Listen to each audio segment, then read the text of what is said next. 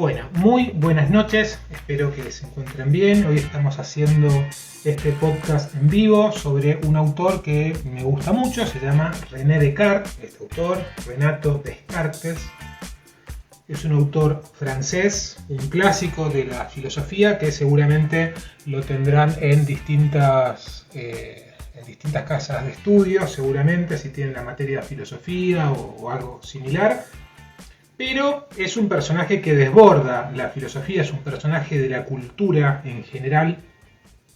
Y me encontró preparando clases este muchacho, René Descartes, y cuando lo volví a leer dije, no puedo no hacer un podcast sobre este señor, sobre algunos de sus capítulos. Me empecé a buscar sus textos nuevamente, hace un montón que no lo leía, prácticamente desde que estudié filo hace muchos años, y es genial.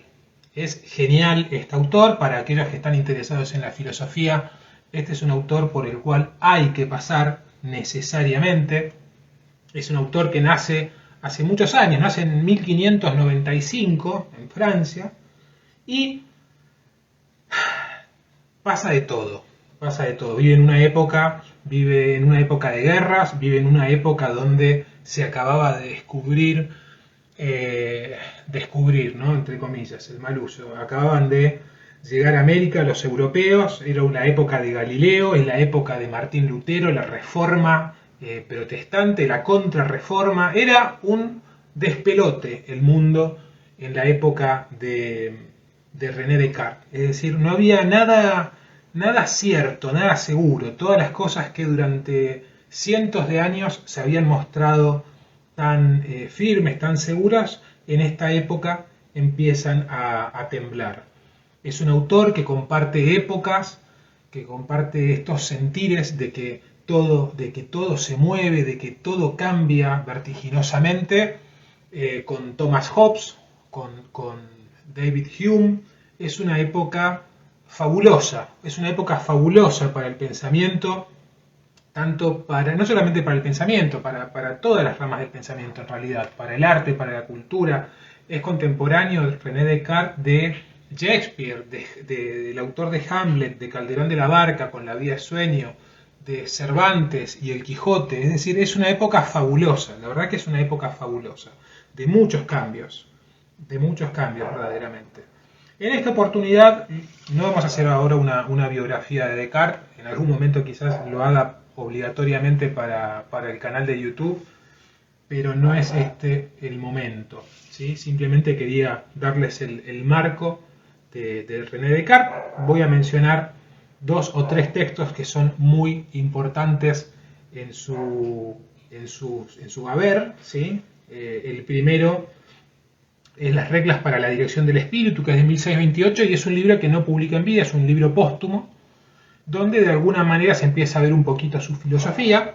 El libro que vamos a tratar hoy es El discurso del método, que es de 1637, y después encontramos en 1641 Las meditaciones metafísicas. Cuando uno empieza a leer estos textos, quizás uno tenga la tentación de compararlo con otros textos que uno considera clásicos. Por ejemplo, me he encontrado con alumnas que me dicen, quiero leer algo así de cultura en general, y quiero empezar a leer con aspiraciones legítimas, por supuesto, muy loables.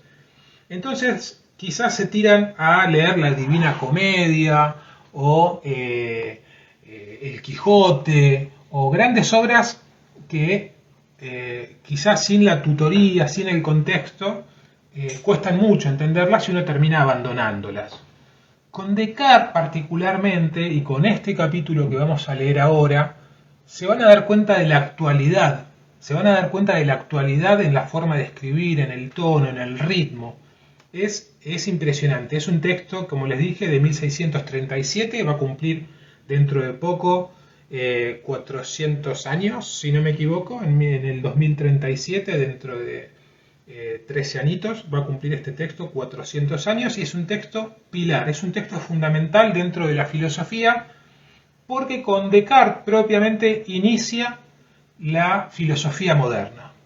Con Descartes inicia la filosofía moderna, una filosofía, una forma de comprender el mundo, de razonar, de pensar, en la cual se independiza de ciertos preceptos que hasta el momento los marcaba la Iglesia Católica, ¿sí? La Iglesia Católica o la religión en general. Con Descartes, de hecho, tiene otro texto que se llama Investigación de la verdad por la luz natural, donde te está diciendo, ¿no? Ya con el título, mirá, es por la luz natural, la verdad se puede descubrir por la luz natural, no solamente por la luz sobrenatural de la teología. Es un escritor que fue perseguido para la época justamente por estas tentativas que él tenía y bueno, terminó muriendo en Suecia, en la corte de la reina, en 1650, si no me equivoco, de una neumonía. ¿Sí? Murió de una neumonía. Creo que si buscan en alguno de los libros, en algunos manuales, van a encontrar que murió de una pulmonía. ¿Sí? Así que la mayoría de los que están viendo esto generalmente son enfermeros, enfermeras que están estudiando filosofía o que les interesan estas cosas, pero que también saben que la palabra pulmonía es una palabra popular que no significa nada. Que seguramente habrán querido decir neumonía, que es el término correcto, pero bueno, se decía pulmonía en otras épocas. Bueno, vamos a arrancar con el texto. Voy a mostrar a cámara, que tiene un efecto medio raro la cámara, que es tipo un fondo, una cosa así, que no me acuerdo cómo se llama el efecto, pero estoy mostrando a cámara el libro que voy a utilizar, que es de René Descartes, Las obras completas. Son dos tomos, este es el tomo 1 y este es el tomo 2. Siempre para lo que es filosofía o cosas clásicas hay una editorial que es genial, que es muy seria en cuanto a las traducciones que se utilizan, y esa es la editorial Gredos, ¿sí? La editorial Gredos considero que es una de las mejores editoriales respecto a lo que es los clásicos, tanto de literatura como de historia como de filosofía, ¿sí? Tienen muy buenas traducciones.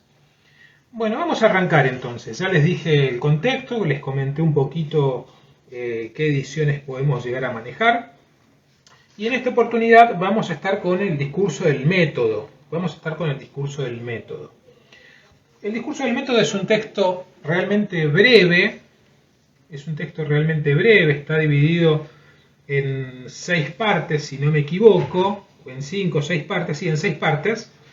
Y cuando empecé a preparar, dije, bueno, la verdad es que quiero hablar de esto, porque lo leí y digo, esto está buenísimo, lo quiero compartir, pero no voy a ponerme a leer toda la primera parte del discurso del método. Y lo empecé a leer y dije, esto tiene que ir, y esto tiene que ir, y esto también. Y la verdad es que cuesta mucho sacar una parte del discurso. Pero bueno, algún párrafo que otro he conseguido evitar. Pero bueno, vamos a empezar a leerlo. Es la primera parte, tiene un pequeño prefacio, un pequeño prólogo, donde el mismo Descartes explica qué es lo que nos vamos a encontrar aquí. Primera parte, dice Descartes: el buen sentido. Esto es genial, esto es genial. Espero que no se escuche el perro de fondo, porque creo que esto así como está, lo voy a grabar y voy a hacer alguna especie de video aparte. Dice: el buen sentido es la cosa mejor repartida del mundo, pues cada cual piensa que posee tan buena provisión de él, que aún los más descontentadizos respecto a cualquier otra cosa no suelen apetecer más del que ya tienen. En lo cual no es verosímil que todos engañen, sino que más bien esto demuestra que la facultad de juzgar y distinguir lo verdadero de lo falso, que es propiamente lo que llamamos buen sentido o razón, es naturalmente igual en todos los hombres, y por lo tanto que la diversidad de nuestras opiniones no proviene de que unos sean más razonables que otros, sino tan solo de que dirigimos nuestros pensamientos por derroteros diferentes y no consideramos las mismas cosas. No basta, en efecto, tener el ingenio bueno, lo principal es aplicarlo bien. Las almas más grandes son capaces de los mayores vicios como de las mayores virtudes, y los que andan muy despacio pueden llegar mucho más lejos si van siempre por el camino recto que los que corren, pero se apartan de él. Bueno, allá de fondo se escucha un perro. Espero que no haya salido en la grabación el perro del vecino que se llama Patán. Pero bueno, ahí está ladrando. Yo creo que no va a salir. Entonces, retomamos este párrafo. Me encantó esto. El buen sentido es la cosa mejor repartida del mundo, pues cada cual piensa que posee tan buena provisión de él que aún los más descontentadizos, es decir, los más inconformes respecto de cualquier cosa, dicen, no, yo con esto, yo con el sentido común que tengo, me alcanza y me sobra. Es decir, todos creen que tienen buen sentido, todos creen que piensan bien. Eso es genial, todos creen que tienen la razón, básicamente, ¿sí? Continúa Descartes. Bueno, después, antes de pasar al próximo párrafo, dice, las almas más grandes son capaces de los mayores vicios como de las mayores virtudes. Y los que andan muy despacio pueden llegar mucho más lejos si van siempre por el camino recto que los que corren pero se apartan de él. Esto me parece muy interesante también en una época en la cual todo es rápido, ¿no? Todo tiene que ser rápido, consumimos un montón de contenido que vemos por TikTok, que vemos por YouTube, que vemos por Instagram. Este es un contenido excelente, por supuesto. Pero hay otros contenidos que vemos en un minuto, en 30 segundos, donde brilla por la ausencia la fuente, ¿no? La fuente o cómo sigue todo el razonamiento. Entonces, generalmente son todos dictámenes, son todas cosas que tenés que hacer y nadie te fundamenta ni te pone un argumento como corresponde.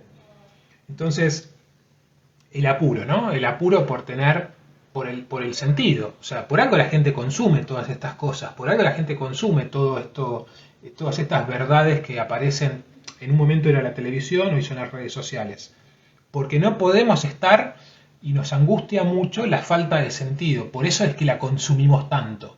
No importa si está justificada, pero al menos nos da un sentido y eso nos tranquiliza. ¿Sí? Y eso nos tranquiliza. Pero dice Descartes, guarda, porque los que andan muy despacio pueden llegar mucho más lejos si van siempre por el camino recto que los que corren, pero se apartan de él. Dice Descartes, continúa. Por mi parte, nunca he creído que mi ingenio fuese más perfecto que los ingenios comunes. Hasta he deseado muchas veces tener el pensamiento tan rápido, o la imaginación tan nítida y distinta, o la memoria tan amplia y presente como algunos otros. Y no sé de otras cualidades sino esas, que contribuyen a la perfección del ingenio, pues en lo que toca a la razón o al sentido, siendo como es la única cosa que nos hace hombres y nos distingue de los animales, quiero creer que está entera en cada uno de nosotros y seguir en esto la común opinión de los filósofos, que dicen que el más o el menos es solo de los accidentes, más no de las formas. Bueno, acá ya un poco se complica Descartes en su argumento, pero fundamentalmente ya acá empieza con algo polémico, ¿sí? Descartes, con algo polémico, porque una de las cosas que recibimos de la filosofía cartesiana y de la herencia que marcó Descartes en la cultura es esta división del ser humano en cuanto una cosa sintiente, una cosa física, una cosa material, que él llama la res extensa en cuanto que ocupa un espacio físico, y en oposición a la res cogitans, en latín, ¿no? La cosa pensante. Entonces tenemos una parte que es una cosa que piensa y otra cosa es una cosa que siente, que está en el mundo, que ocupa un espacio. Entonces, claro, encontramos una dualidad en el ser humano de blanco y negro, que ya era previa a Descartes, pero Descartes lo acentúa mucho más, esta idea del cuerpo-máquina, ¿no? Esta idea del cuerpo-máquina, donde la cabeza va por un lado y el cuerpo va por otro lado. Bien, tiki, seguimos. Por eso dice, la razón es la única cosa que nos hace hombres y nos distingue de los animales.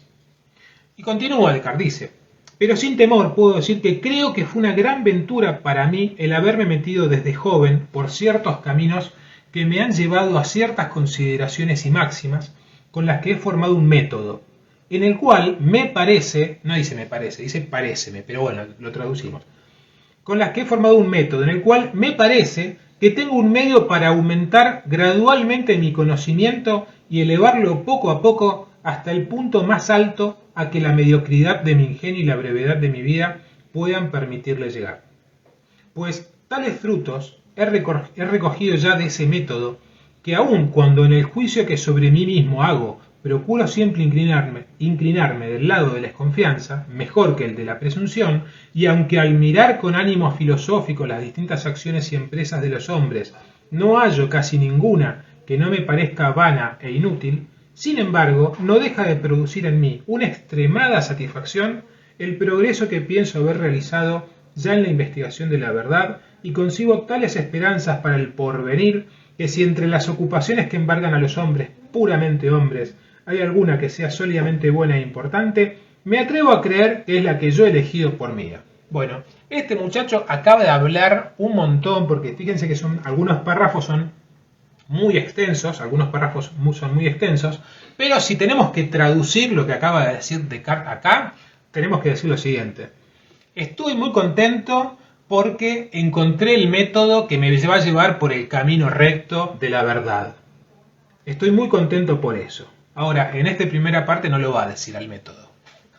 Va justamente a criticar a las otras ciencias, a los otros saberes, pero ya nos anticipa que el flaco ya encontró el método. Y dice, hay alguna que, entre las preocupaciones que embargan a los hombres, puramente hombres, hay alguna que sea sólidamente buena e importante, hablando de las teorías, por supuesto, y me atrevo a creer que es la que yo he elegido por mía. O sea, humilde el muchacho. Dice, la teoría correcta es la mía, ¿sí? Ojo, igual acá viene la parte donde baja un cambio. Dice, puede ser que me engañe, puede ser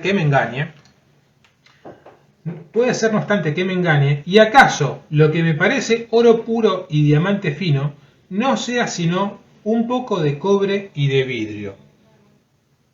Sé cuán expuestos estamos a equivocarnos cuando de nosotros mismos se trata, y cuán sospechosos deben sernos también los juicios de los amigos que se pronuncian en nuestro favor. Pero me gustaría dar a conocer en el presente discurso los caminos que he seguido y representar en ellos mi vida como en un cuadro, para que cada cual pueda formar su juicio y así, tomando luego conocimiento por el rumor público de las opiniones emitidas, sea este un nuevo medio de instruirme que añadiré a los que acostumbro emplear. Ahora voy a hacer una pausa para tomar agua y para cerrar la puerta de la cocina, que se escuchan así como unos ruidos medio de fondo, que esa es mi familia que está cenando y yo estoy haciendo un podcast de filosofía.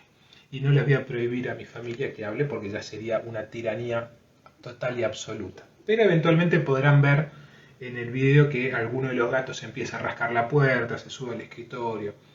Ya está, ya lo tengo asumido, que este video no puede salir de manera perfecta como yo quisiera, porque así es la vida. Ahora, salud. Voy a tomar un poco de agua porque tengo sed.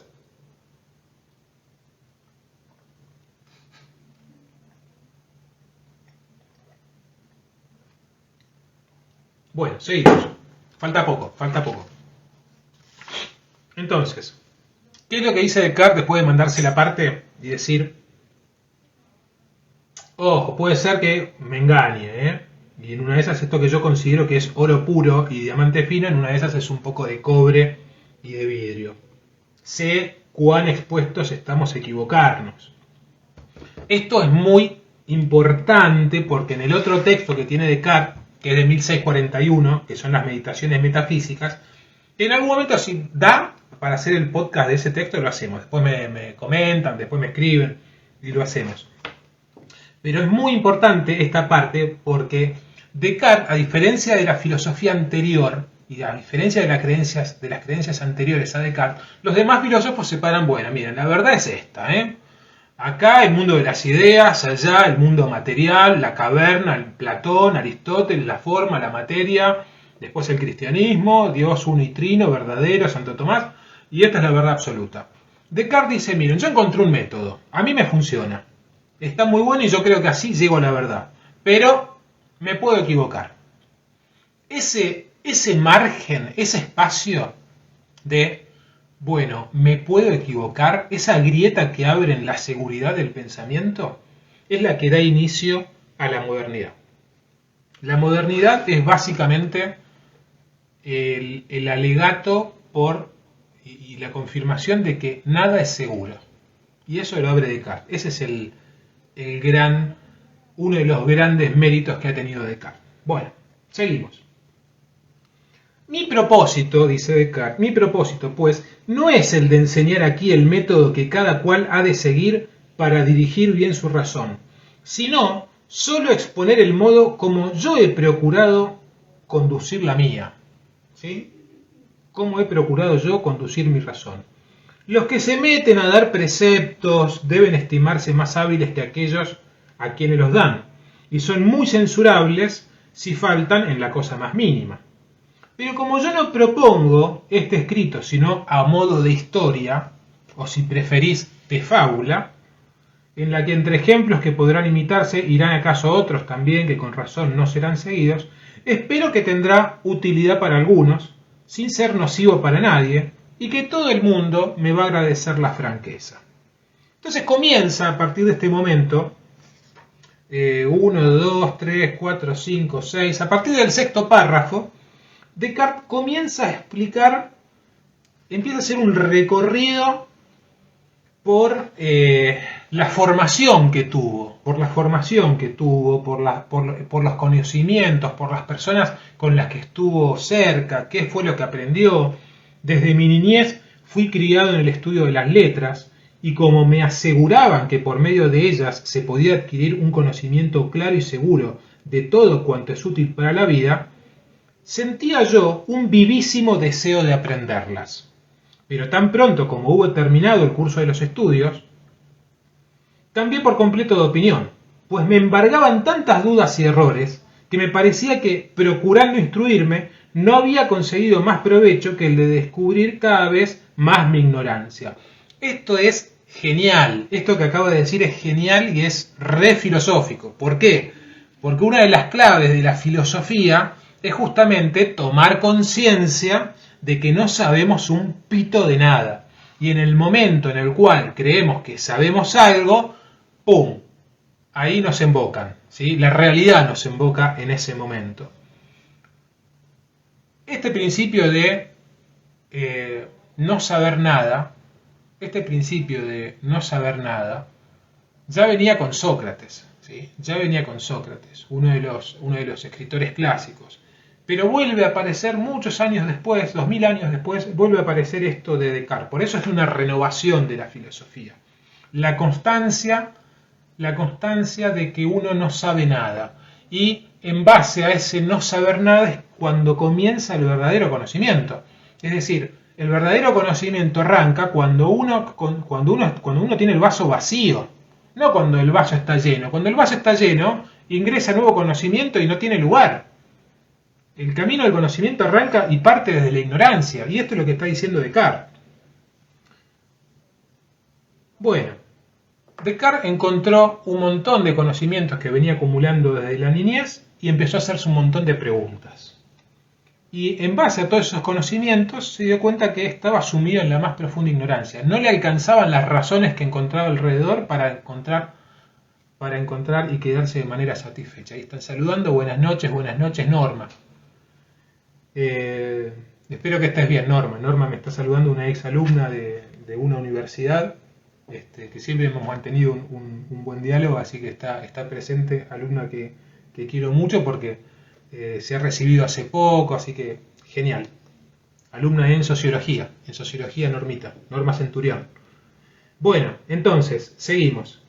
Desde ahí parte Descartes, veníamos haciendo y Fabiana también, ex alumna de sociología, Fabiana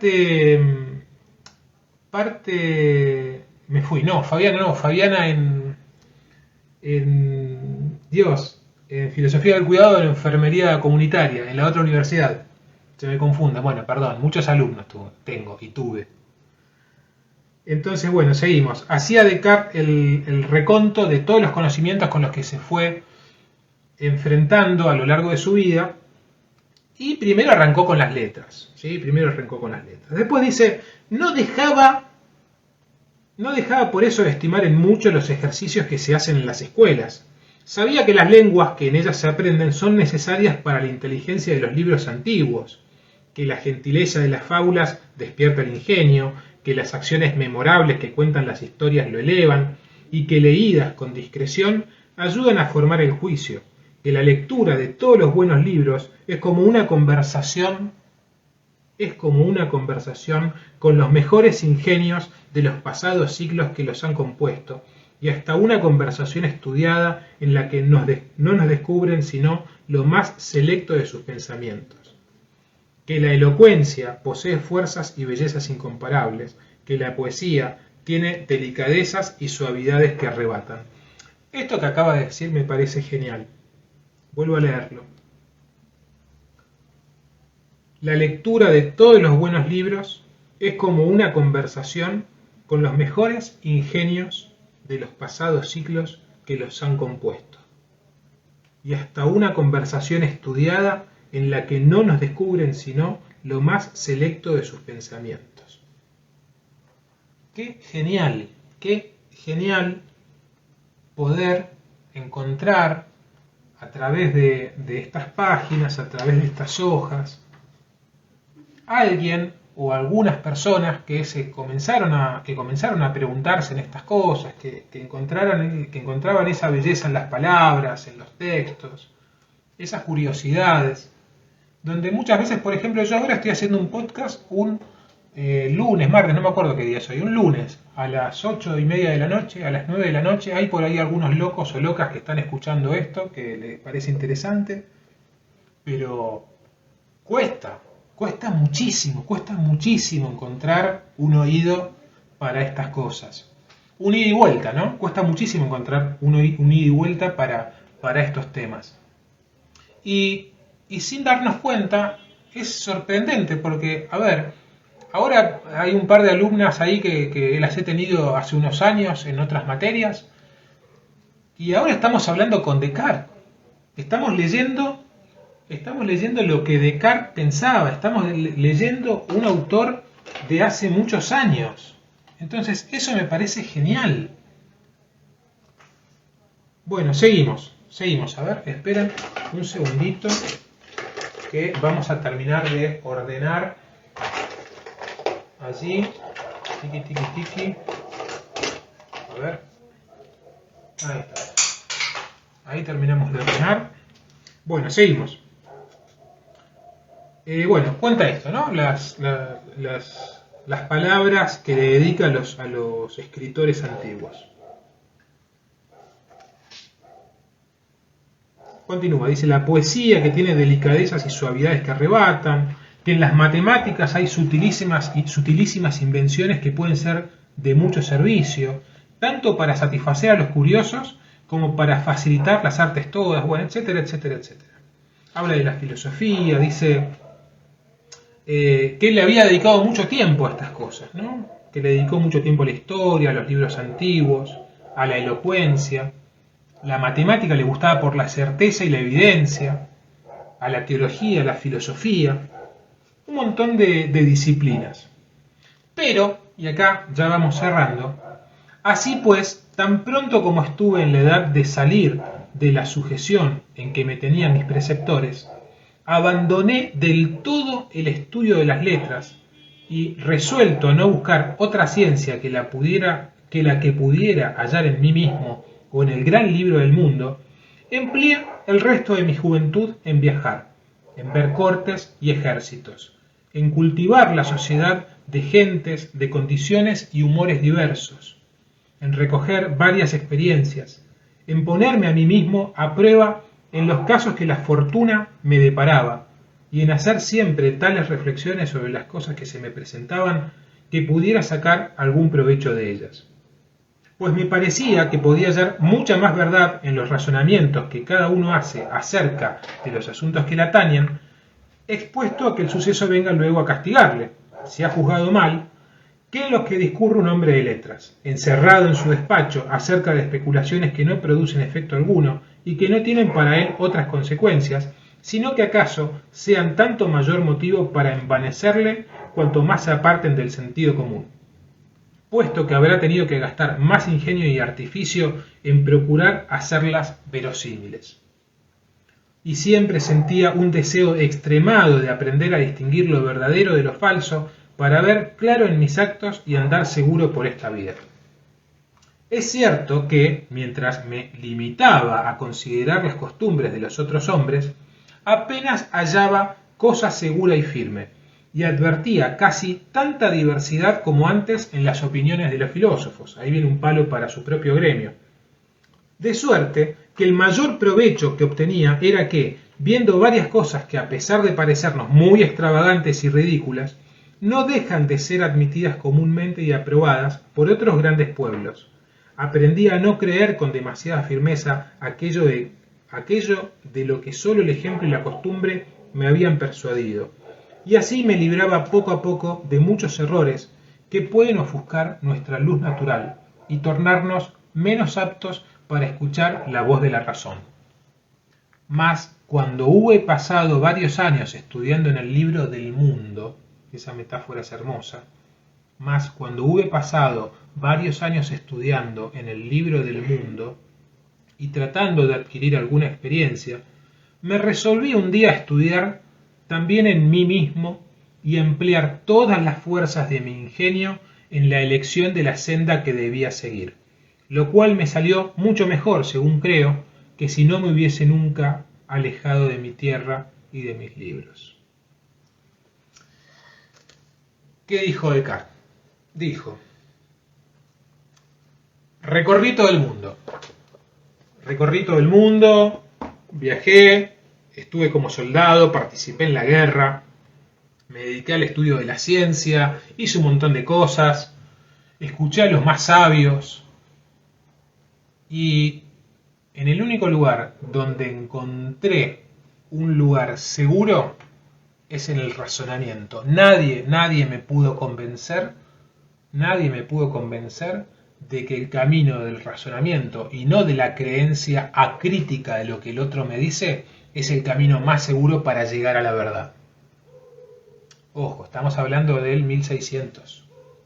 Todavía se creía en la verdad, que la verdad se podía alcanzar.